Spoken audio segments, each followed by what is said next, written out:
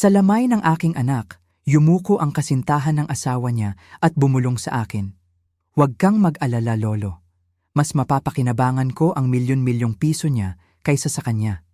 Biglang tumawa ang anak ko mula sa kabaong dahil ang lalaking iyon ay nagsabi, "Masaya akong nandito ka, Ama. Sundin ang kwento ko hanggang sa dulo at i-comment ang lungsod kung saan mo ito pinapanood para makita ko kung gaano kalayo na ang narating ng kwento ko." Hindi ko akalain na mabubuhay pa ako sa aking anak. Sa edad na 62, palagi kong naiisip na si Miguel ang tatayo sa aking puntod, hindi ang kabaligtaran. Ngunit narito ako, Marso 18, 2024, nakatitig sa isang kabaong nagawa sa mahogany na sinasabing naglalaman ng aking 37 taong gulang na anak. Ang punerarya ng Morrison ay amoy mga liryo at dalamhati. Makapal ang hangin ng mga pabulong na pakikiramay at ang kaluskos ng itim na tela. Nakatayo ako sa unang hanay, ang mga kamay ko'y mahigpit na magkasalikop hanggang sa mamuti ang aking mga buko. Si Maria, ang asawa ni Miguel, ay nakaupo sa tabi ko. Pinupunasan ang kanyang mga mata gamit ang isang tissue na tila para lang sa palabas kaysa sa tunay na luha. 3 araw ang nakalipas, natanggap ko ang tawag na sumira sa aking mundo. Si Miguel ay nagkaroon ng malubhang atake sa puso sa kanyang opisina. Nang dumating ang mga paramedic, huli na ang lahat. 37 taong gulang, malakas patay dahil sa cardiac arrest. Sabi ng doktor, minsan nangyayari ito, lalo na sa bigat ng stress ng pagpapatakbo ng negosyong nagkakahalaga ng halos 50 milyon. Dapat sanay nawasak na ako. Dapat sanay nadurog na ako. Ngunit habang nakatayo roon at nakikinig sa pastor na nagsasalita tungkol sa walang hanggang kapahingahan at kapayapaan sa langit, mayroong kakaiba. Hindi lamang ang malinaw na pagiging mali ng paglilibing sa iyong anak, kundi may iba pa, isang bagay na hindi ko matukoy. Ang listahan ng mga bisita ay mahaba. Si Miguel ay minahal sa komunidad ng negosyo, iginagalang ng mga kasamahan, pinahahalagahan ng mga kaibigan. Iyon ang palagi kong pinaniniwalaan. Ngunit habang pinapanood ko ang mga tao na dumadaan sa kabaong, nag-aalok ng mga salitang pampalubag-loob na walang laman, napansin ko ang ilang bagay. Ang pagdadalamhati ni Maria ay tila pinag-isipan. Umiiyak siya sa tamang sandali, tumatanggap ng pakikiramay ng may perpektong dignidad at sa paanong paraan ay nagmukhang nakakawasak ng puso sa kanyang mamahaling itim na damit. Para sa isang babaeng kakatayong mawalan ng asawa sa loob ng 9 na taon, siya ay kapansin-pansin na kalmado. Pagkatapos ay naroon si David Morrison, ang katuwang sa negosyo ni Miguel at ang sinasabing kaibigan ni Maria. Nakatayo siya malapit sa likuran ng silid. Ang kanyang mga mata ay hindi sa kabaong, kundi kay Maria. Sa tuwing gumagalaw siya, sinusundan ito ng tingin niya. Kapag nakikipag-usap siya sa ibang mga bisita, nakikinig siya ng mabuti. Kapag naglalambing siya sa kanyang buhok, bahagya siyang yumuyukod na parang konektado sila ng isang hindi nakikitang tali. Nakilala ko si David ng 2 dosenang beses sa mga nakaraang taon. Siya ang kanang kamay ni Miguel sa kumpanya, ang lalaking humahawak sa aspetong pinansyal habang ang aking anak ay nakatuon sa operasyon. Isang lalaking mahusay magsalita na may perpektong gupit na buhok at mamahaling sweet. Si David ay palaging nagpaparamdam sa akin bilang uri ng lalaki na sinusukat ang lahat sa pamamagitan ng potensyal nitong halaga. Ang seremonya ay tumagal. Nagbahagi ang mga tao ng mga alaala tungkol kay Miguel na parang mga sanaysay na pinraktis, mga bersyon na nilinis ng isang buhay na alam kong mas komplikado. Ang aking anak ay masigasig, minsan pabigla-bigla, matapat sa mga mahal niya. Ngunit sa pakikinig sa mga talumpating ito, iisipin mong siya ay isang santo na hindi kailanman nagtaas ng boses o gumawa ng anumang desisyong kaduda-dudang. Nang dumating ang oras para sa pamilya na magpaalam, natagpuan ko ang aking sarili na naglalakad patungo sa kabaong na may mabibigat na paa. Si Miguel ay mukhang payapa, ang kanyang mga kamay ay nakapatong sa kanyang dibdib. Suot ang navy suit na binili ko para sa araw ng kanyang kasal. Ang kanyang mukha ay maputla ngunit mahinahon, mas bata kaysa sa kanyang 38 taon. Yumuko ako at bumulong. "Miss Nakita, anak. Patawad kung hindi kita naprotektahan." Nang umatras ako, lumapit si Maria sa kabaong. Perpekto ang kanyang pagganap. Ang nagdadalamhating byuda na nagpapaalam sa kanyang minamahal na asawa. Naglagay siya ng isang puting rosas sa dibdib nito at bumulong ng isang bagay na hindi ko narinig. Pagkatapos ay lumitaw si David sa tabi ko. Hindi ko napansin ang paglapit niya, ngunit bigla siyang naroon, sapat na malapit para maamoy ko ang kanyang mamahaling pabango. Sumandal siya sa aking tainga at ang sumunod niyang sinabi ay nagpabago sa lahat. "Huwag kang mag-alala, Lolo," bulong niya. Ang boses niya'y halos hindi marinig, ngunit puno ng kasiyahan. Mas mapapakinabangan ko ang milyon-milyong piso niya kaysa sa kanya. Ang mga salitang iyon ay parang pisikal na hampas. Lumingon ako upang tumingin kay David, ngunit ang kanyang ekspresyon ay neutral, halos bored. Mali ba ang narinig ko?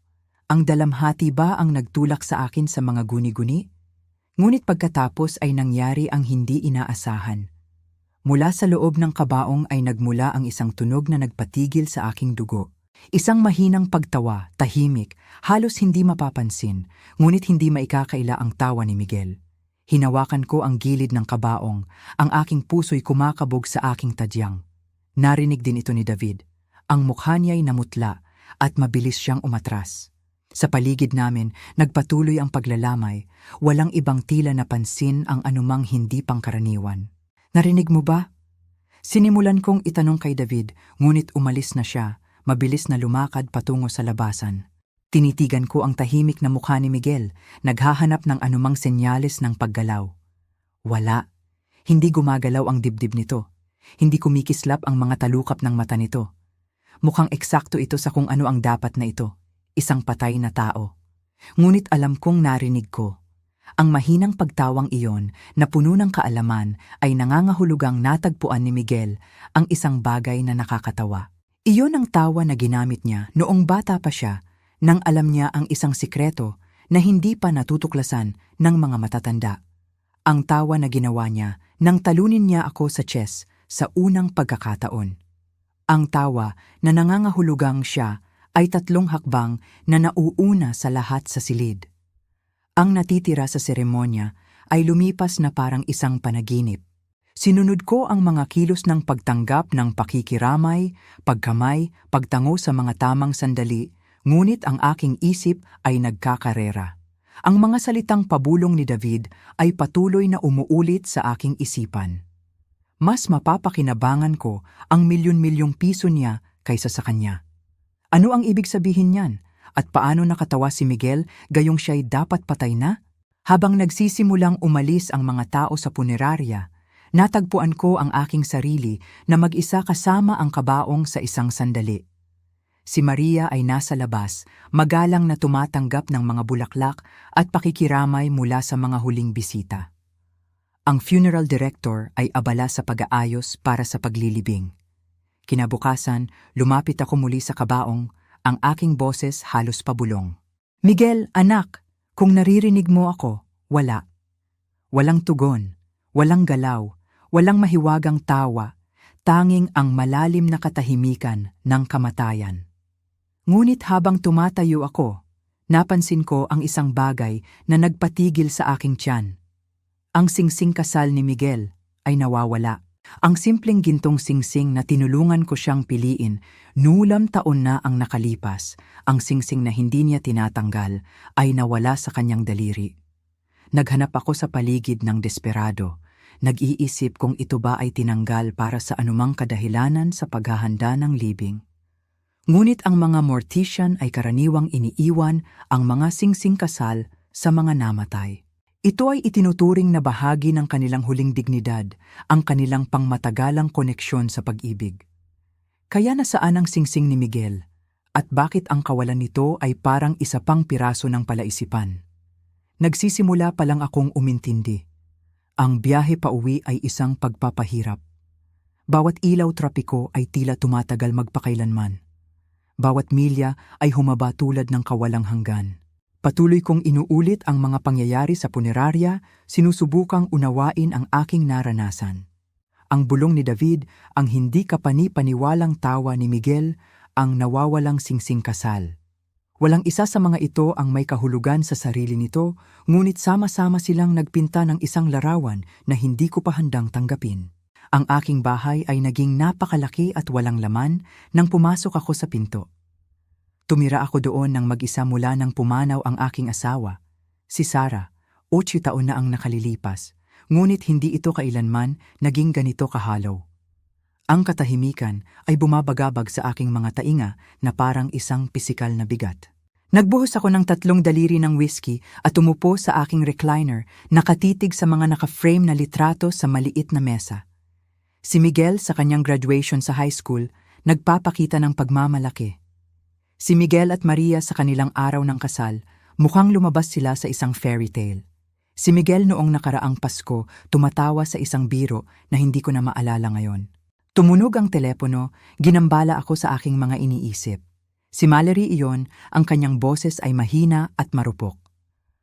Jose, gusto ko lang magpasalamat sa araw na ito. Sobra sigurong ipinagmamalaki ni Miguel kung gaano kaganda ang seremonya. Oo, nagawa ko.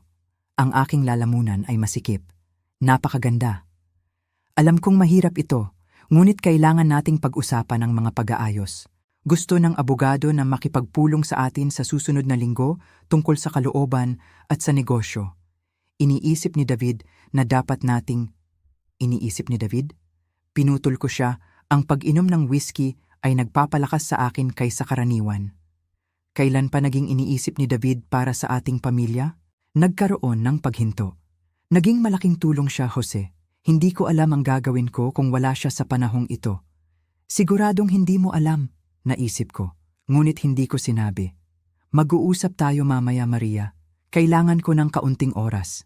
Pagkatapos kong ibaba ang telepono, umupo ako sa dumaraming kadiliman ng aking sala. Mga piraso ng isang kakilakilabot na larawan ay nagsisimulang mabuo sa aking isipan.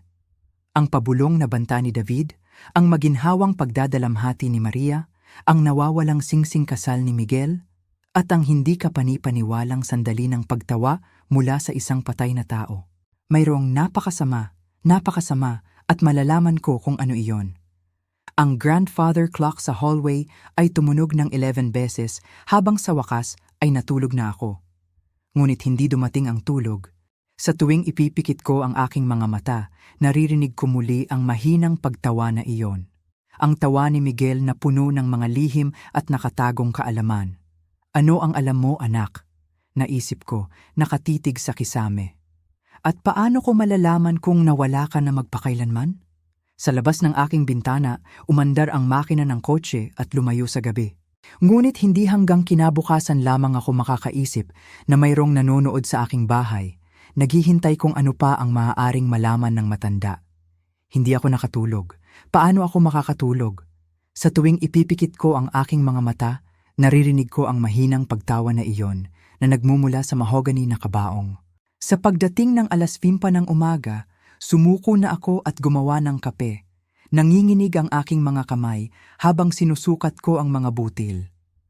Ang balita sa umaga ay dumadaloy sa background, ngunit hindi ko talaga pinapakinggan. Ang aking isipan ay patuloy na bumabalik sa parehong mga hindi kapanipaniwalang tanong. Paano tumawa ang isang patay na tao? Bakit kampante si David tungkol sa paggastos ng pera ni Miguel? At nasaan ang singsing kasal ng aking anak? Kailangan ko ng mga sagot at alam ko kung saan magsisimula. Ang St. Mary's Hospital ay nakatayo sa labas ng bayan na parang isang kuta ng konkreto laban sa pagdurusa ng tao. Napadaan na ako doon ng hindi mabilang na beses sa mga nakaraang taon, ngunit hindi ko naisip na mapunta ako sa mga pintuan nito. Naghahanap ng mga sagot tungkol sa pagkamatay ng aking anak. Ang information desk ay may pagod na babae na may mabait na mga mata na nagturo sa akin sa cardiac unit. Ang aking mga sapatos ay umalingaw-ngaw sa mga pinakintab na sahig habang ako ay naglalakad sa mga koridor na amoy disinfectant at bahagyang pinipigilang kawalan ng pag-asa. Si Dr. Patricia Wells, ang attending physician na nagdeklara kay Miguel na patay.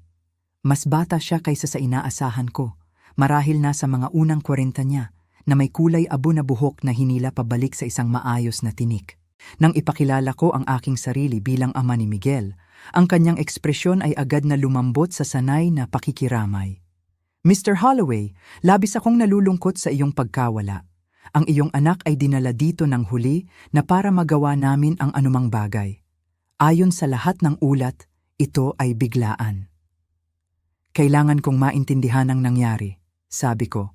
Umupo sa hindi komportableng plastik na upuan sa tapat ng kanyang mesa. Si Miguel ay malusog. Regular siyang nag-ehersisyo, hindi naninigarilyo, halos hindi umiinom. Paano ang isang 37 taong gulang na lalaki ay biglang namamatay sa atake sa puso? Inalis ni Dr. Wells ang file ni Miguel sa kanyang computer. Bahagyang kumunot ang kanyang noo habang nagbabasa. Minsan nangyayari ang mga bagay na ito nang walang babala. Ang stress ay maaaring maging isang malaking salik. Ang anak mo ba ay nasa ilalim ng anumang partikular na pressure kamakailan? Naisip ko yon. Palaging determinado si Miguel, ngunit kamakailan lamang ay tila iba na siya, mas lihim. Madalas niyang tinatapos ang mga tawag kapag pumapasok ako sa silid. Sinasabing masyado siyang abala para sa aming karaniwang hapunan sa linggo. Inisip kong ito ay dahil sa normal na presyon ng pagpapatakbo ng negosyo. Ngunit ngayon nagtataka ako kung mayroon bang higit pa. Maaari mo bang sabihin sa akin kung sino ang nagdala sa kanya dito? Tanong ko. Ang kanyang business partner, si David Morrison. Sinabi niyang nahanap niya si Mr. Holloway na bumagsak sa kanyang opisina bandang alas 6:30 ng gabi. At hindi mo ba naisip na kakaiba na si David ay nandyan pala ng napakalamig? Si Dr. Wells ay tila hindi komportable. Mr. Holloway, naiintindihan ko na naghahanap ka ng mga sagot, ngunit minsan walang sapat na paliwanag para sa trahedya. Yumuko ako. Doktor, huwag mo akong maliitin. Sa iyong medikal na opinyon, mayroon bang anumang bagay tungkol sa kaso ng aking anak na tila hindi pangkaraniwan sa iyo? Tahimik siya ng mahabang sandali, ang kanyang mga daliri ay tumatapik sa mesa. Sa wakas, bumuntong hininga siya. Ang tanging bagay na tila kakaiba ay kung gaano kabilis nagkaroon ng rigor mortis. Karaniwan, inaabot ito ng ilang oras, ngunit ang katawan ng iyong anak ay nagpakita ng mga senyales ng paninigas ng mas maaga kaysa sa normal. Ano ang magiging sanhi niyan? Matinding pisikal na pagod bago mamatay, ilang mga gamot, mga kadahilanan sa kapaligiran, tumigil siya. O kung hindi tama ang oras ng kamatayan. Tumakbo ang dugo ko sa lamig. Hindi tama? Paano? Kung may namatay ng mas maaga kaysa sa iniulat at ang katawan ay inilagay sa malamig na imbakan, maaari nitong ipaliwanag ang pinabilis na rigor mortis. Mabilis siyang umiling, ngunit iyon ay napakalayong mangyari sa sitwasyong ito. Nagpasalamat ako kay Dr. Wells at umalis sa ospital na mas maraming tanong kaysa sa mga sagot. Kung namatay si Miguel ng mas maaga kaysa sa iniulat, nangangahulugan iyon na nagsinungaling si David tungkol sa paghahanap sa kanya noong 6:30. Ngunit bakit niya gagawin iyon? At paano niya mapapanatiling malamig ang katawan ni Miguel? Ang susunod na hinto ko ay ang opisina ni Miguel, isang kumikinang na 20 palapag na gusali sa puso ng distrito ng negosyo. Ang elevator ay nagdala sa akin sa ika-15 na palapag, kung saan ang Holloway Morrison Enterprises ay sumasakop sa buong palapag. Ang resepsyonista, isang batang babae na nagngangalang Jennifer, na nakilala ko sa ilang mga party ng kumpanya tuwing Pasko, ay nagulat na makita ako. Mr. Holloway, hindi ko inaasahan. Ibig kong sabihin, kami ay labis na nalulungkot para kay Miguel. Salamat, Jennifer. Nagtataka ako kung pwede kong tingnan ang opisina ni Miguel. Baka may ilang personal na gamit. Bahagya siyang tumingin patungo sa kanto ng opisina. Paumanhin, ngunit sinabi ni Mr. Morrison na ang opisina ay hindi pinapayagan hanggat hindi pa natatapos ng mga abogado ang pag-aayos. Sinabi ni David iyon? Sinubukan kong panatilihing pantay ang aking boses. Sinabi niya na para sa mga kadahilanang legal, isang bagay tungkol sa pagpapanatili ng mga rekord ng negosyo. Ibaba niya ang kanyang boses. Sa pagitan natin, kumikilos siya ng kakaiba mula nang mangyari iyon. Narito siya bawat gabi, nagbubuklat ng mga file, tumatawag sa telepono bawat gabi. Oo, Ginoo. Narito siya hanggang halos hating gabi kahapon. Kahit na ito ang araw ng libing, Alam ko lang dahil nakalimutan ko ang aking purse at bumalik ako para dito. Lalo itong nagiging kakaiba. Bakit gagana si David hanggang hating gabi sa araw ng libing ni Miguel? Ano ang napakaapura na hindi na makapaghintay? Jennifer, pwede mo bang sabihin sa akin ang tungkol sa araw na namatay si Miguel? Anong oras umalis si David noong gabi ngayon? Nag-isip siya ng isang sandali. Iyon ang bagay. Si David ay nandito noong umalis ako ng 5:00, ngunit sinabi niyang aalis na rin siya. Mukhang nagmamadali siyang pumunta sa isang lugar. Kaya nagsinungaling si David tungkol sa timeline. Kung umalis siya ng 5:00, ngunit nagpanggap na nakita niya ang katawan ni Miguel bandang 6:30, saan siya nagpunta sa loob ng 1 oras at kalahati na iyon. Bago ko pa man magtanong ng higit pa, bumukas ang pinto ng elevator at si David mismo ang lumabas. Maayos ang kanyang kasuotan, gaya ng dati, ngunit may mga maitim na bilog sa ilalim ng kanyang mga mata na nagpapahiwatig na hindi rin siya natutulog ng maayos. Jose, tila nagulat siya na makita ako. Ano ang nagdala sa'yo dito? Gusto kong kunin ang ilang personal na gamit ni Miguel, sabi ko, maingat na pinagmamasdan ang kanyang mukha. Siyempre. Bagaman pinayuhan ako ng mga abogado na isara muna ang opisina, legal na pananagutan, naiintindihan mo. Ngunit kapag naayos na ang mana, nagtapos siya. Ang kanyang mga mata ay lumalayo sa akin. David, pwede ba akong magtanong ng isang bagay? Nabanggit ni Jennifer na nagtatrabaho ka ng huli bawat gabi mula nang mamatay si Miguel. Mukhang kakaibang timing iyan. Bahagyang tumigas ang kanyang panga. May dapat magpatakbo ng negosyo. Gusto ni Miguel iyon. At narito ka noong gabing namatay ito. Nagtatrabaho ng huli. Nailagay ko na ang aking pahayag sa pulis at sa mga doktor. Si Miguel ay bumagsak noong mga 6:30. Nakita ko siya at tinawagan agad ang 911. Ang kanyang boses ay naging depensiba. Ngunit sinabi ni Jennifer, umalis ka ng 5:00. Namula ang mukha ni David. Nalilito si Jennifer. Ito ay isang traumatikong panahon para sa lahat. Bago ko pa man siya mahabol, nagpaalam siya at nawala sa opisina ni Miguel, matatag na isinara ang pinto. Nakakita ako ng mga tumpok ng papel sa mesa at kung ano ang mukhang isang bukas na ligtas sa sulok. Habang bumababa ako sa elevator, ang mga salita ni Jennifer ay umalingaw-ngaw sa aking isipan. Si David ay naroon bawat gabi na nagbubuklat ng mga file. Mga file na sinasabing pagmamay-ari ng isang patay na tao na hindi na maaaring protektahan ang kanyang sariling interes. Ang huling hinto ko sa araw na iyon ay ang Morrison Funeral Home kung saan hiniling kong makipag-usap sa direktor tungkol sa paghahanda ng katawan ni Miguel. Si Harold Morrison, isang manipis na lalaki na may maputlang mga kamay at isang palaging simpatetikong ekspresyon ay naghatid sa akin sa kanyang opisina. Mr. Holloway, sana ay nasiyahan kayo sa lahat kahapon. Ang anak ninyo ay mukhang napakapayapa. Oo naman, pagsang-ayon ko. Nagtataka ako tungkol sa kanyang mga personal na gamit, partikular ang kanyang singsing kasal. Sinuri ni Morrison ang kanyang mga dokumento. Walang nabanggit na singsing kasal sa aming mga talaan ng pagtanggap. Minsan ang alahas ay tinatanggal sa ospital para sa mga medikal na pamamaraan. Ngunit hindi ba ito ibabalik? Karaniwan, oo, huminto siya, mukhang hindi komportable. Maliban kung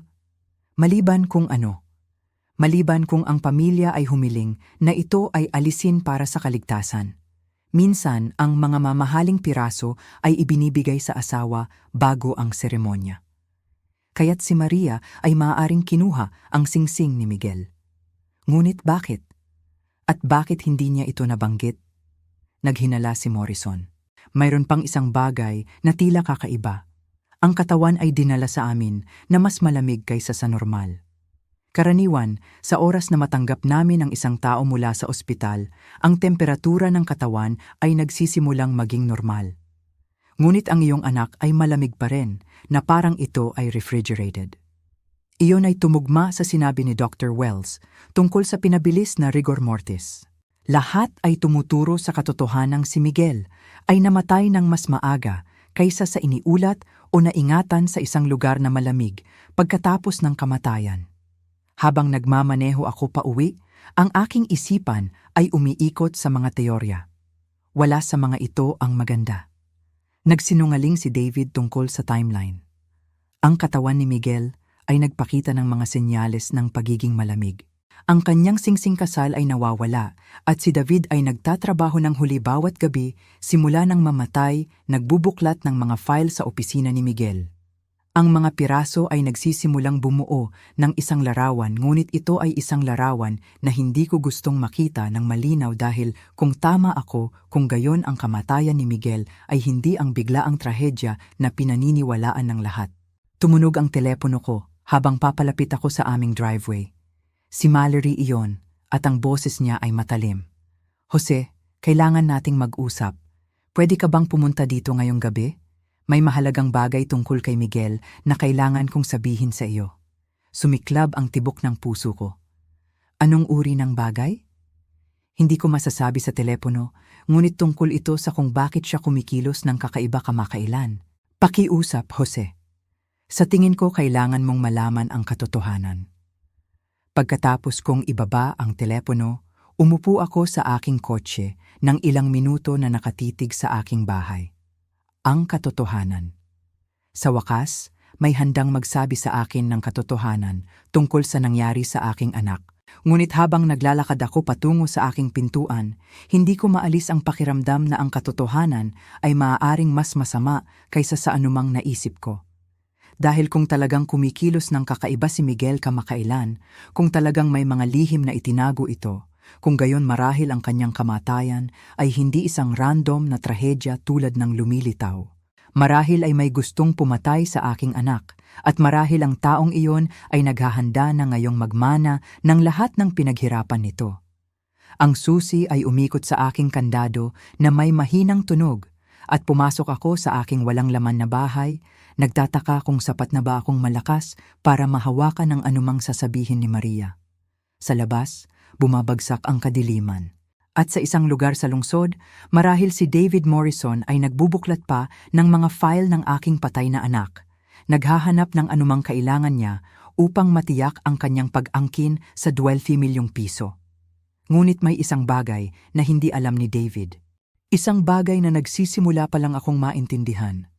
Ang mga patay ay hindi tumatawa. At kung tumawa si Miguel sa kabaong na iyon, kung gayon marahil, hindi ito kasing patay gaya ng pinaniniwalaan ng lahat. Ang bahay ni Maria ay nakatayo sa Elm Street na parang isang bantayog para sa tagumpay. Binili ito ni Miguel para sa kanya 3 taon na ang nakalilipas. Isang malawak na kolonyal na may perpektong pinananatiling hardin at mga bintana na kumikinang kahit sa madilim na liwanag ng gabi. Palagi akong nakaramdam ng hindi komportable doon. Napapaligiran ng mamahaling muebles at sining na tila pinili para sa kanilang mga presyo kaysa sa anumang koneksyon sa damdamin. Ngayong gabi, ang hindi komportabling iyon ay tila mas pinalala. Si Maria ang nagbukas ng pinto na nakasuot ng itim na sutla na robe. Ang kanyang buhok ay nakapusod sa paraang mukhang kaswal at elegante. Ang kanyang mga mata ay pulang-pula, ngunit hindi ko matukoy kung ito ba ay mula sa tunay na dalamhati o mula sa maingat na paglalagay ng makeup. Jose, salamat sa pagpunta. Sumaglit siya upang hayaan akong pumasok. Alam kong nahihirapan ito para sa ating dalawa. Ang sala ay madilim ang ilaw. Kandila ay kumikislap sa mantelpiece sa ilalim ng isang malaking portrait ni Miguel at Maria sa kanilang araw ng kasal. Mukhang bata pa siya sa larawang iyon, napaka-hopeful. Ang lalaking nakangiti sa amin ay walang ideya kung ano ang magiging buhay niya. Sinabi mong may mahalaga kang sasabihin sa akin tungkol kay Miguel, sabi ko, hindi na nagabala sa mga pagbati. Si Maria ay nagbuhos ng sarili ng isang baso ng alak na may nanginginig na kamay. Gusto mo ba ng maiinom? Gusto ko ng mga sagot. Tumango siya at umupo sa armchair sa tapat ko. Ang kanyang mga daliri ay nakapalibot sa baso ng alak na parang ito ay isang angkla. Si Miguel ay kumikilos ng kakaiba sa nakalipas na ilang buwan. Lihim. Nawawala siya ng ilang oras nang walang paliwanag. Gumagawa ng mga tawag sa telepono na hindi niya hinahayaan akong marinig. Lihim. Paano? Nagsimula siyang matulog sa guest room. Sinabi niyang ayaw niyang istorbuhin ako sa kanyang insomnia. Uuwi siya ng madaling araw at uuwi ng huli. Sinasabing gumagawa siya ng isang espesyal na proyekto. Uminom siya ng isang lagok ng alak. Naisip kong nagkakaroon siya ng ibang babae. Ang mga salitang iyon ay tumama sa akin na parang sampal. Hindi kailanman gagawin ni Miguel. Iyon din ang aking inisip. Ngunit pagkatapos ay natagpuan ko ang mga resibo para sa isang storage unit sa kabilang panig ng bayan. Noong siya ay nagrenta sa ilalim ng pekeng pangalan, ang kanyang boses ay bumaba sa halos hindi marinig. Sinundan ko siya doon isang araw. Ang aking puso ay kumakabog na ngayon. Ano ang iyong natagpuan? Si Maria ay naglagay ng kanyang baso ng alak at lumakad patungo sa isang maliit na mesa sa sulok ng silid. Kumuha siya ng isang Manila envelope at ibinigay ito sa akin na may nanginginig na mga daliri. Ang mga nasa loob ay mga litrato, dosena ng mga ito. Si Miguel ay nakikipag-usap sa mga lalaking hindi ko nakikilala.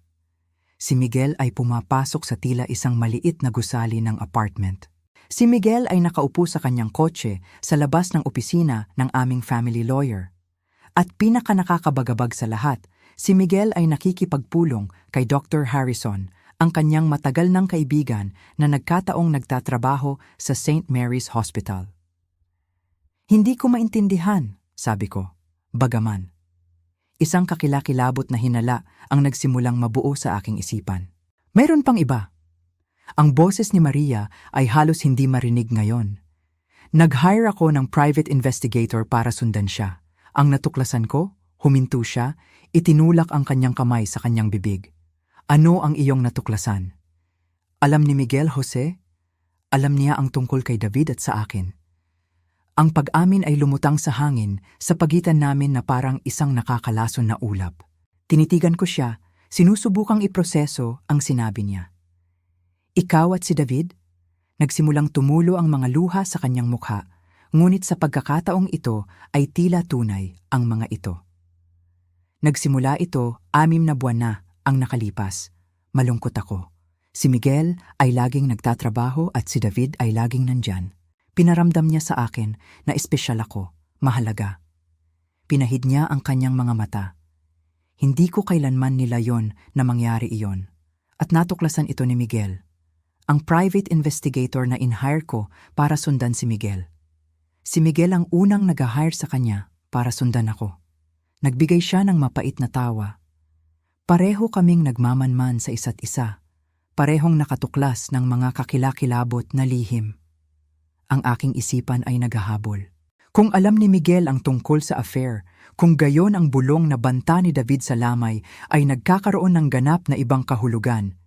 Ngunit hindi pa rin nito na ipaliwanag ang pinakamahalagang tanong. Maria, paano namatay si Miguel? Talaga? Tumingin siya sa akin na may mga mata na puno ng isang bagay na maaaring takot. Iyon nga, Jose, hindi ko iniisip na namatay siya. Noong gabing dapat ay namatay siya, kasama ko si David sa apartment niya. Mayroon kaming alibi sa isa't isa, ngunit Jose, nagpaplano si Miguel. Ang storage unit ay puno ng mga dokumento, pera, peking identification papers. Mukhang naghahanda siyang mawala. Hinawakan ko ang mga braso ng aking upuan upang subukang patatagin ang aking sarili. Sinasabi mo bang nagkunwaring patay si Miguel? Sinasabi ko na posible. Si Dr. Cruz ay dating kaklase niya sa kolehiyo. 20 taon na silang magkaibigan. Kung may makakatulong sa kanya na magpanggap na patay, iyon ay ang isang taong may access sa mga death certificate at morgue facilities. Ang mga piraso ay nagsimulang magkasya na may nakakatakot na kalinawan.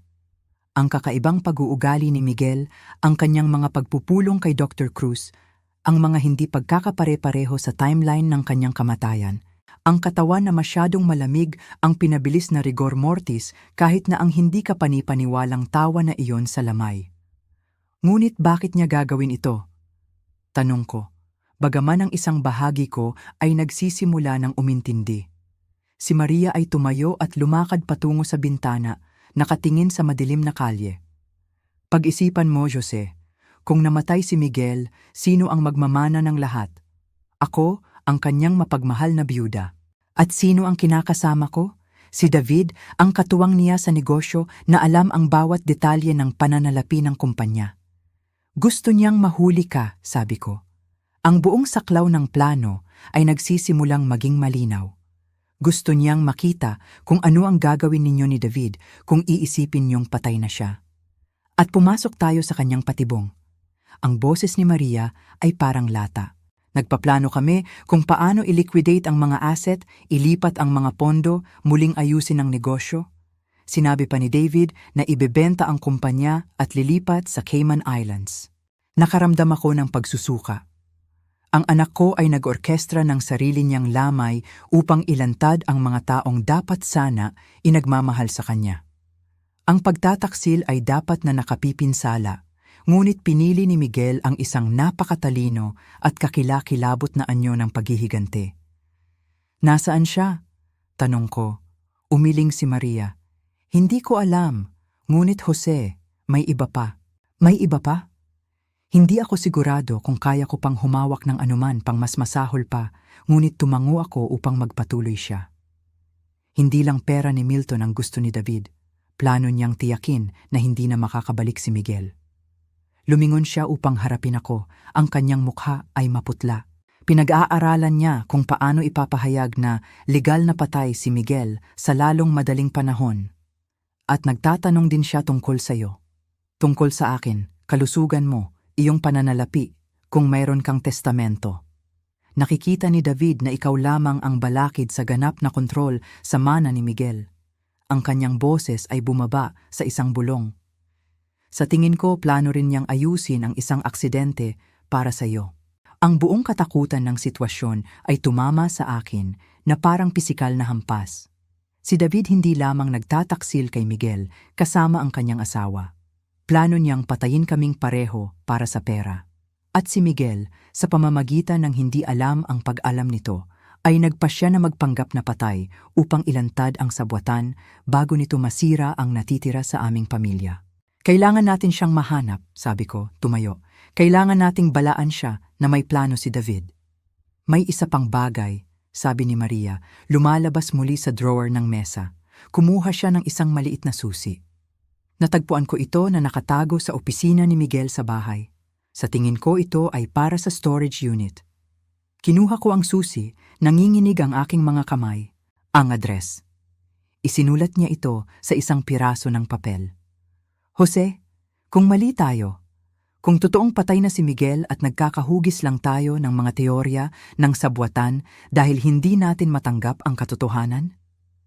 Naisip ko ang pagtawa na narinig ko sa lamay, mahina, puno ng kaalaman, hindi maikakaila ang aking anak. Kung gayon, malalaman natin ang tiyak. Ngunit kung siya ay buhay at nasa panganib, tayo lamang ang makakatulong sa kanya. Habang nagmamaneho ako sa kabilang panig ng bayan patungo sa pasilidad ng imbakan, ang aking isipan ay umiikot sa mga katanungan at takot. Kung buhay si Miguel, bakit hindi niya ako kinuntak? Gaano na katagal niya planong gawin ang detalyadong panlulokong ito? At higit sa lahat, ano ang kanyang huling layunin? Ang pasilidad ng imbakan ay nasa labas ng bayan, isang koleksyon ng mga gusaling metal na napapalibutan ng bakod na chain link. Halos 10:00 na, at ang lugar ay walang tao maliban sa isang nag-iisang gwardiya na halos hindi tumingin mula sa kanyang magasin habang ako ay nagmamaneho sa gate. Ang unit number 73 ay nasa likurang hilera, nakatago mula sa pangunahing kalsada. Ang aking mga kamay ay nanginginig habang ipinapasok ko ang susi sa kandado. Madali itong umikot at ang metal na pinto ay gumulong pataas na may kalawang na squeal. Ang nakita ko sa loob ay nagpatibay sa aking pinakamalalang takot at pinakamalaking pag-asa. Ang unit ay inayos na parang isang command center. Ang mga corkboard na natatakpan ng mga larawan at dokumento ay nakahanay sa mga pader. Isang maliit na mesa ang naglalaman ng mga tumpok ng mga legal na papel, mga talaan ng pananalapi, at kung ano ang mukhang surveillance equipment. Ngunit ang pinakakapansin-pansin sa lahat ay ang maliit na refrigerator sa sulok na tahimik na humuhuni sa kadiliman. Binuksan ko ito at nakita ang mga vial ng kung anong uri ng gamot kasama ang mga detalyadong tagubilin sa sulat kamay ni Miguel. Ang label ay nagsasaad ng temporary paralysis, agent mimics cardiac arrest symptoms. Nagdroga ang aking anak sa sarili upang magpanggap na patay. Habang nakatitig pa rin ako sa mga vial, narinig ko ang mga yapak sa likuran ko. Mabilis akong lumingon, inaasahan na makita si Miguel na lumalabas mula sa mga anino. Sa halip, si David ay nakatayo sa pasukan, ang kanyang mamahaling suit ay gusot, ang kanyang karaniwang perpektong buhok ay nagugulo, at sa kanyang kamay ay isang baril na nakaturo diretso sa aking dibdib. "Hello, Jose?" sabi niya, ang kanyang boses ay malamig at kalkulado. "Nagtataka ako kung kailan mo matatagpuan ang lugar na ito. Palaging sinasabi ni Miguel na masyado kang matalino para sa iyong sariling kabutihan." Natuyo ang aking bibig. "David, ano ang ginagawa mo dito?" Ngumiti siya, ngunit hindi ito umabot sa kanyang mga mata. "Ang ginagawa mo rin? Sa tingin ko, naghahanap ng mga sagot tungkol sa ating mahal na yumaong si Miguel." Pumasok siya sa storage unit, pinipilit akong umatras. Ang pagkakaiba ay nahanap ko na ang hinahanap ko. "At ano iyon?" "Patunay na ang iyong anak ay isang napakatalino, napakadelikadong lalaki na kailangang pigilan bago niya masira ang lahat." Gumalaw ang daliri ni David patungo sa trigger. Ang tanong ay, "Jose, tutulungan mo ba akong hanapin siya o magiging isa ka pang problema na kailangan kong lutasin?" Tumingin ako sa mga mata ni David at nakita ang isang bagay na nagpat-chill sa aking buto. Hindi na ito tungkol sa pera. Ito ay tungkol sa isang lalaki na napilitan at handang pumatay upang protektahan ang kanyang mga lihim. At sa isang lugar doon, ang aking anak ay buhay, ngunit nasa matinding panganib, hindi alam na ang kanyang maingat na plano ay natuklasan ng mismong lalaki na gustong pumatay sa kanya. Ang baril sa kamay ni David ay mukhang napakalaki sa madilim na ilaw ng storage unit. "Hindi ko pa kailanman tiningnan ang gatilyo ng isang armas," sabi ko, nagulat sa kung gaano katatag ang aking boses. Ngumisi si David, ngunit hindi ito katulad ng mainit na pagtawa ni Miguel. Ito ay matalim, mapait, ang tunog ng isang lalaki na lumampas na sa maraming linya upang mag-alala tungkol sa isa pa. "Tama ka, ayoko, ngunit pinilit ako ng iyong anak." "Si Miguel ay patay na," sabi ko, sinusubukan siya. "Pakiusap, Jose, huwag mong insultuhin ang aking katalinuhan." Nagturo si David sa kagamitang medikal sa paligid namin. "Napakadrama ng iyong anak. Mga gamot na nagpapatulog pansamantala, isang kaibigan sa ospital na handang gumawa ng mga pekeng record, kahit isang taong nakikipagsabuatan sa punerarya. Nakakabilib talaga." Lumubog ang puso ko. Kung alam ni David ang lahat ng ito, kung gayon si Miguel ay nasa panganib na higit pa sa aking naisip. "Gaano na katagal mo alam?" Nagsimula akong maghinala nang ipinagpaliban ang pagbasa ng kalooban. Ang abogado ni Miguel ay nagdahilan ng mga irregularidad sa dokumentasyon, ngunit alam ko ang mas mabuti.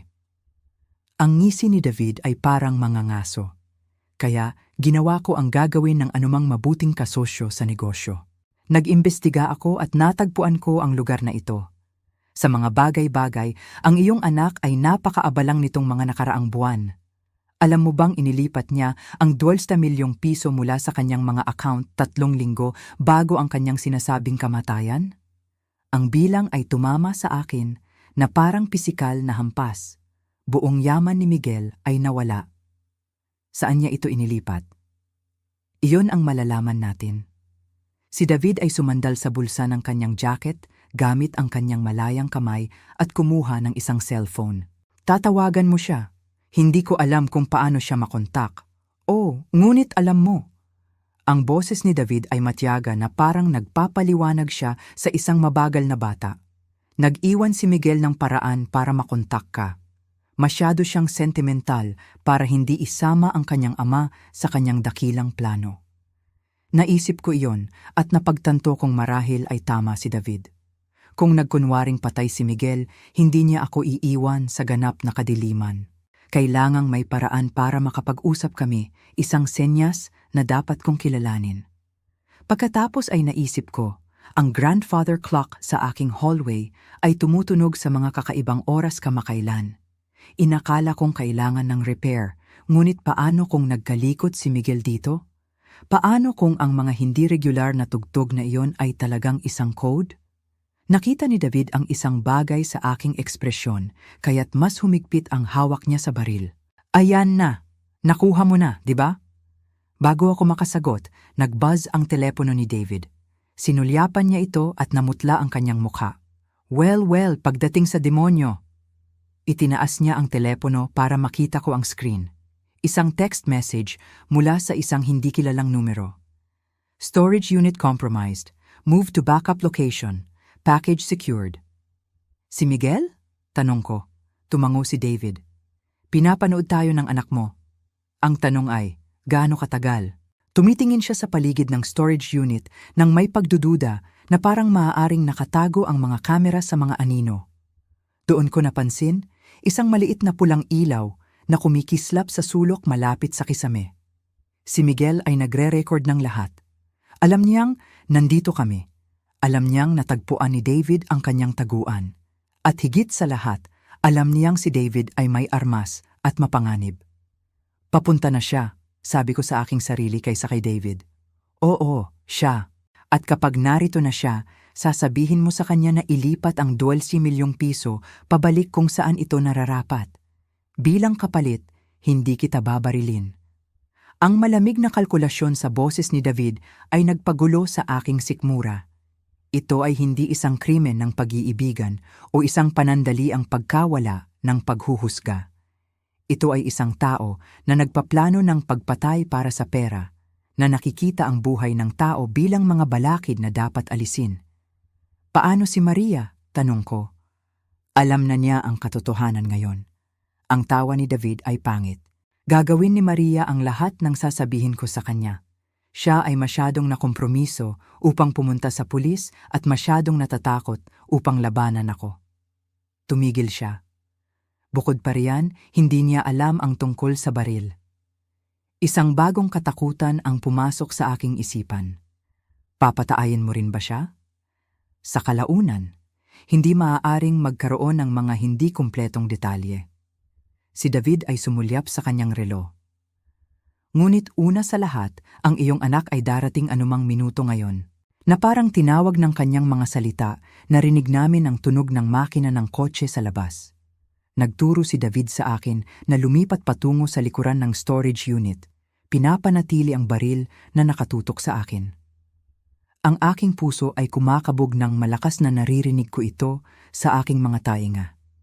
Naririnig ang mga yapak, mabagal at may layunin. Pagkatapos ay isang tinig na inakalang hindi ko na maririnig muli ang tumawag sa kadiliman. Dad, nandoon ka ba? Milton, buhay, totoo, at naglalakad patungo sa isang patibong. Sabihin mo sa kanya na pumasok, bulong ni David. Huwag mong subukang balaan siya o mamatay ka bago pa siya makahakbang muli. Nagbukas ang aking bibig, ngunit hindi lumabas ang mga salita. Paano ko mahihikayat ang aking anak sa panganib? Paano ako magiging pain para sa kanyang sariling pagkasira? Dad. Ang boses ni Milton ay mas malapit na ngayon, sa labas lamang ng storage unit. Nandito ako. Sa wakas ay tinawag ko. Ang boses ko'y pumipiyok. Nandito ako, anak. Si Milton ay lumitaw sa pasukan. At sa isang sandali, nakalimutan ko ang baril, nakalimutan ko si David, nakalimutan ko ang lahat maliban sa napakalaking kaginhawaan na makita ang aking anak na buhay. Mukhang mas payat siya kaysa dati. Mas mahaba ang kanyang buhok at may mga bagong linya sa paligid ng kanyang mga mata na nagsasabi ng tensyon at mga gabi na walang tulog. Ngunit hindi ito mapag-aalinlanganan. Panginoon, Dad. Nang nakita ko ang kotse ni David, naisip ko, tumigil si Milton sa gitna ng pangungusap habang napansin niya si David na nakatayo sa lilim. Oh, hello Milton. Sumulong si David, pinapanatili ang baril na nakaturo sa akin, ngunit malinaw na nakikita ng aking anak. Isang mahusay na pagtatanghal ang iyong ginawa. Halos kumbinsido ako. Ang mga mata ni Milton ay nagbabago sa pagitan ni David at sa akin, mabilis na nagkalkula. Hayaan mo siyang umalis, David. Ito ay sa pagitan mo at sa akin. Sa totoo lang, Ito ay sa pagitan ko at ng 12 milyong piso na nararapat sa kumpanya. Ang iyong maliit na pagkawala ay hindi nagbabago sa mga tuntunin ng aming kasunduan sa partnership. Partnership? Tumawa si Milton. At sa unang pagkakataon, narinig ko ang tunay na pait sa kanyang boses. Ibig mong sabihin ang iyong plano na nakawin ang lahat ng aking itinayo habang natutulog sa aking asawa. Namula ang mukha ni David. Maria ang lumapit sa akin. Milton. Malungkot siya, napabayaan. Masyado kang abala sa paglalaro ng bilyonaryo kaya nakalimutan mong may asawa ka. Alam ko ang tungkol sa affair sa loob ng ilang buwan, sabi ni Milton ng mahinahon. Alam ko rin na plano mong ipapatay ako. Ang pag-amin ay lumutang sa hangin tulad ng isang bomba. Bahagyang nag-iba ang kamay ni David, pagtataka ang lumitaw sa kanyang mukha. Imposible iyon. Mabagal na kinuha ni Milton ang isang maliit na recording device mula sa bulsa ng kanyang jacket. Agosto 15, 2024. Ikaw at si Maria sa apartment ninyo na pinag-uusapan kung paano ayusin ang isang aksidente para sa akin. Isang bagay na magmumukhang natural, ngunit mangyayari ng sapat kaagad upang maaari mong iliquidate ang mga asset ng negosyo bago magsimulang magtanong ang sinuman. Namutla ang mukha ni David. Dapat sana'y patay ka na. Isang bagay na nakakatuwa tungkol sa kamatayan, binibigyan ka nito ng maraming oras upang mag-isip at magplano. Ang boses ni Milton ay kalmado, halos pang-usap. Sa tingin mo ba talaga ay basta na lang ako papayag at hahayaan kang sirain ang lahat? Hayaan mo akong sakta ng aking ama. Ang iyong ama ang susunod sa listahan, sabi ni David. Ang kanyang desperasyon ay nagpapalala sa kanya. May problema sa puso ang matandang iyon, hindi ba? Pagdadalamhati sa pagkawala ng kanyang anak. Masyadong maraming stress, nangyayari ang mga bagay na ito. Ang galit ay dumaloy sa akin, mainit at puro. Ang halimaw na ito ay nagpaplano na patayin kaming pareho upang burahin ang buong pamilya namin para sa perang hindi niya kailanman pinaghirapan. Ang pulis ay papunta na, patuloy ni Milton. Nagre-record ako ng lahat mula nang pumasok ka sa storage unit na ito. Pagtangka sa pagpatay, sa buwatan, pagnanakaw. Nakikita mo ang panghabambuhay na pagkakakulong, David. Ang mga mata ni David ay nagbabago-bago ng ligaw, tulad ng isang hayop na nakulong. Nagsisinungaling ka. Ako ba? Kinuha ni Milton ang kanyang telepono at ipinakita kay David ang screen. Isang tawag sa 911 ang isinasagawa na ginagawa sa nakalipas na 10 minuto. Narinig nila ang lahat. Sa malayo, narinig ko ang paglapit ng mga sirena. Narinig din ito ni David at isang bagay sa kanyang ekspresyon ang nabasag. Ang maingat na kalkulasyon ay napalitan ng purong takot. Kung ako'y babagsak, isasama ko kayong dalawa? Sigaw niya. Inihahagis ang baril kay Milton. Hindi ko maalala ang pagpapasya na gumalaw. Isang sandali, nakatayo ako na paralisado sa takot. Sa susunod, naghagis ako ng sarili ko pasulong. Itinulak si David sa kawalan ng balanse sa sandaling bumulwak ang baril. Ang tunog ay nakakabingi sa saradong espasyo at naramdaman ko ang isang bagay na mainit na dumaplis sa aking balikat habang pareho kaming bumabagsak. Si Milton ay nasa kay David agad, nakikipag-agawan para sa kontrol ng sandata. Sila ay gumulong sa sahig na konkreto, umuungol at nagmumura. Ang baril ay tumataginting sa kadiliman. Nag-scramble ako pagkatapos nito, sumisigaw ang aking balikat sa sakit, ngunit nagawa kong sipain ito palayo sa abot ng kaagad, habang ang storage facility ay napuno ng mga ilaw na pula at bughaw. Nagsisiksikan ang mga pulis sa unit, sumisigaw ng mga utos, naghihiwalay sa amin, nagsesecure ng eksena. Si David ay pinusasan at hinila palayo, patuloy na sumisigaw ng mga banta at akusasyon. Ang recording device at surveillance equipment ay binigyan ng bag bilang ebidensya. Sinuri ng mga paramedic ang aking balikat. Tanging gasgas lamang, sabi nila, bagaman masakit ito. Sa kabila ng lahat, si Miguel ay nakatayo sa tabi ko. Ang kanyang kamay ay nasa aking hindi nasaktang balikat, totoo at matatag at buhay. Bakit hindi mo sinabi sa akin? Tanong ko nang humupa na ang kaguluhan para makapag-usap kami. Mukhang pagod si Miguel, mas matanda kaysa sa kanyang 32 taon. Dahil alam kong hindi mo ako papayagan. Susubukan mong pigilan ako. Susubukan mong maghanap ng ibang paraan. Kailangan may ibang paraan, di ba? Ang boses ni Miguel ay tahimik ngunit matatag. Si David ay nagpaplano na patayin tayong dalawa. Ang tanging paraan para pigilan siya ay ipakita ang kanyang tunay na pagkatao. At ang tanging paraan para gawin iyon ay gawin siyang isipin na nanalo siya. Naisip ko iyon habang nagbibigay kami ng mga pahayag sa pulis, habang si David ay inilalabas sa likod ng patrol car, habang ang storage unit ay tinatakan bilang crime scene. Si Miguel ay nagtaya ng lahat, ang kanyang pagkakakilanlan, ang kanyang yaman, ang kanyang mga relasyon upang ilantad ang isang sabwatan na sisira sa aming pamilya. Ano ang mangyayari ngayon? Tanong ko habang lumalabas kami sa storage facility ng magkasama. Tahimik si Miguel ng mahabang sandali. Ngayon kailangan kong mag-isip kung paano babalik mula sa pagkamatay. Sa legal na pananaw, magiging komplikado ito. At si Maria, humigpit ang kanyang panga. Pinili ni Maria, kailangan niyang tanggapin ang mga kahihinatnan. Nakatayo kami sa tabi ng kanyang kotse, isang luma at sirasirang sedan na walang katulad ng mga luxury vehicle na dati niyang minamaneho. Mukha siyang iba sa ilalim ng matalas na ilaw ng fluorescent ng parking lot. Mas matigas, mas maingat, tulad ng isang tao na natutunan na hindi pagkatiwalaan ang mga taong malapit sa kanya. Ipinagmamalaki kita, sabi ko sa wakas. Ang ginawa mo ay nangailangan ng pambihirang tapang. Ngumiti si Miguel sa unang pagkakataon mula nang makita ko siya sa pasukan na iyon. Ito ay isang pagod na ngiti na may bahid ng kalungkutan. Ngunit ito ay totoo. Natuto ako mula sa pinakamagaling dad. Tinuruan mo ako na ang pamilya ay sulit ipaglaban, anuman ang gastos. Habang nagmamaneho kami papalayo sa storage facility, napagtanto ko na mali si David sa isang bagay. Hindi ito tungkol sa pera. Hindi talaga. Ito ay tungkol sa pagtitiwala at pagtataksil at ang mga hakbang na gagawin ng isang anak upang protektahan ang mga mahal niya. Buhay si Miguel. Ang aming pamilya ay ligtas. At minsan iyon lang ang tagumpay na maaari mong hilingin.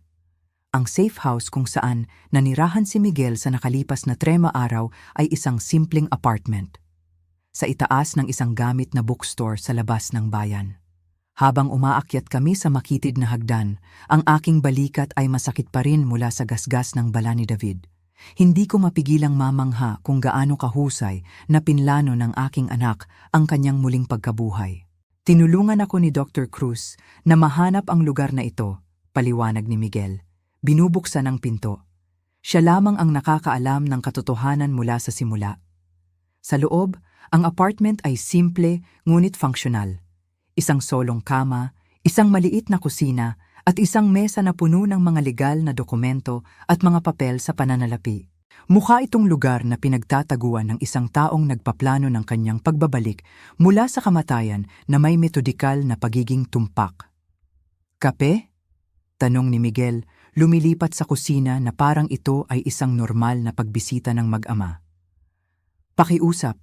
Umupo ako sa nag-iisang komportabling upuan, nanginginig habang ang paggalaw ay humihila sa aking nakabalot na balikat. Miguel, kailangan nating pag-usapan kung ano ang susunod. Tumigil siya sa pagkilos ng pagtitimbang ng mga butil ng kape. Alam ko ang sasabihin mo, Dad, na dapat ay nagtiwala ako sa iyo mula sa simula na maaari tayong makahanap ng ibang paraan. Sa totoo lang, ang sasabihin ko ay naiintindihan ko kung bakit mo ginawa iyon. Si David ay nagpaplano na patayin tayong dalawa. Iniligtas mo ang aming buhay. Bumalik si Miguel sa coffee maker, ngunit nakikita ko ang tensyon sa kanyang mga balikat na bahagyang lumuwag. Matagal ko na itong dinadala mag-isa, nakalimutan ko kung ano ang pakiramdam na may kasama. Hindi ka na mag-isa. Sumandal ako, hindi pinansin ang sakit sa aking balikat. Ngunit anak, may problema tayo. Si David ay maaaring nasa kulungan, ngunit si Maria ay naroon pa rin at alam niyang buhay ka. Tumango si Miguel ng malungkot. Nag-iisip ako tungkol doon, magiging desperado siya ngayon. Dahil si David ay nakakulong at ang sabwatan ay nabunyag, siya ay nahaharap sa mga kaso ng pandaraya, mga kaso ng sabwatan, posibleng kasabwat sa pagtatangka ng pagpatay. Ano sa tingin mo ang gagawin niya? Tatakas? Nagdala si Miguel sa akin ng isang mainit na tasa ng kape at umupo sa tapat ko. Ngunit una, susubukan niyang kunin ang anumang pera na makukuha niya. Naglipat ako ng 12 milyong piso sa isang offshore account, ngunit mayroon pa rin siyang access sa aming mga joint account, ang bahay, ilang mga pamumuhunan,